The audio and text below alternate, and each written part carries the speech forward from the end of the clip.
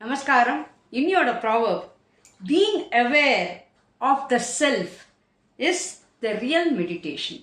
பியூட்டிஃபுல்ங்க. ரொம்ப அருமையான ப்ராவர்ப், தெரிஞ்சுக்க வேண்டிய ப்ராவர்ப். நம்ம அத்தனை பேரும் நம்ம கண்டிப்பாக தெரிஞ்சுக்கணுங்க. நம்ம உலகத்துக்கு பிறந்தாச்சு, நம்ம பல காரியங்கள் நம்ம சாதனை பண்ணணும் அப்படின்னு கடவுள் நம்மக்கிட்ட எல்லா ஆக்சசரிஸ் நம்மக்கிட்ட கொடுத்து தான் அனுப்பிச்சிருக்காரு. எந்தெந்த நேரத்தில் எது எது யூஸ் பண்ணணும் அப்படிங்கிறத தெரிஞ்சுக்கணும். அதே சமயத்தில் நமக்கு தற்காப்பு, நமக்கு எது ஒத்து வரும், நமக்குன்னு யார் இருக்கா, நமக்கு உண்மையான ஆட்கள் யாரெல்லாம், நான் யார், என் உடம்புக்கு என்ன உணவுகள் எனக்கு ஒத்து வரும், இப்படிங்கிற விஷயங்கள்லாம் நம்ம ஒன் பை ஒன்னாக நம்ம தெரிஞ்சுக்கணுங்க. சும்மா எல்லாரும் கொடுக்குறா எல்லாரும் சாப்பிட்றா அப்படிங்கிறது கிடையாது. எல்லாமே இப்போ எனக்குங்கிற ஒரு தெய்வம் இருக்கும். தெய்வங்கள் பல ரூபத்தில் இருந்தாலும் அவளுக்குன்னு ஒரு தெய்வம் உண்டு. நமக்கு கண்டிப்பாக, நம்ம அடிக்கடி சொல்லியிருக்கேன், உங்களுக்கு ஞாபகம் இருக்கோ என்னமோ தெரியாது, நம்ம பிறக்கும் போதே ஒரு தேவதையும் நம்மளோட கூட பிறக்கிறா. அதே மாதிரி பஞ்சபக்ஷியில் ஒரு பக்ஷியோட குணாதிசயங்கள்லாம் நம்மக்கிட்ட இருக்கும். இப்படிலாம் நான் சொல்லியிருக்கேன். இதெல்லாம் நமக்கு தெரிஞ்சுக்கணுங்க. அப்போது அவளோட ஹெல்ப்லாம் நம்ம எடுத்துட்டோம் அப்படின்னா அவ்வளோ அழகாக ஹெல்ப் பண்ணுவாங்க, அவ்வளோ அழகாக ஹெல்ப் பண்ணுவாள். ஸோ இதெல்லாம் இந்த பிளாட்ஃபார்ம் மூலமாக நமக்கு சாதகம் பண்ண முடியும்.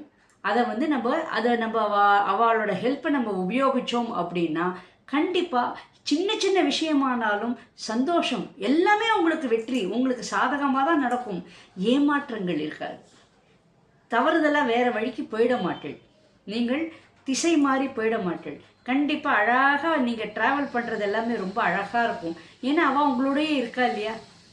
உங்களோட தேவதை யார், உங்களோட தேவதையோ அவள் உங்கள் கூட இருக்கா. அப்புறம் அந்த பஞ்சபக்ஷியும் உங்களோட கூடயே இருக்குது. அதுக்கப்புறம் உங்களோட உண்மையான ஆட்கள்லாம் உங்களோட சேர்ந்து வரா. எவ்வளோ நன்மை பாருங்களேன். ஸோ ஃபர்ஸ்ட் ஆஃப் ஆல் நம்ம இந்த கேள்வி நம்ம எப்பவும் கேட்கணுங்க. நான் யார்? நான் என்னத்துக்கு இங்கே பிறந்தேன்? கடவுள் எனக்கு என்ன சாதனை பண்ணணும் அப்படின்னு எனக்கு என்ன வேலை கொடுத்துருக்கார்? எனக்கு கடவுள் கொடுத்த வேலை என்ன அப்படிங்கிறதெல்லாம் நமக்கு தெரியணும். அதே மாதிரி எனக்குன்னு ஒரு பொக்கிஷம் கொடுத்துருக்கார் இல்லையா, டேலண்ட், திறமை அப்படிங்கிறத ஒன்று கொடுத்துருக்கார் இல்லையா, அது என்ன? இந்த மாதிரி நம்மளை ஃபஸ்ட்டு கேள்வி கேட்டுகிட்டே இருக்கணுங்க.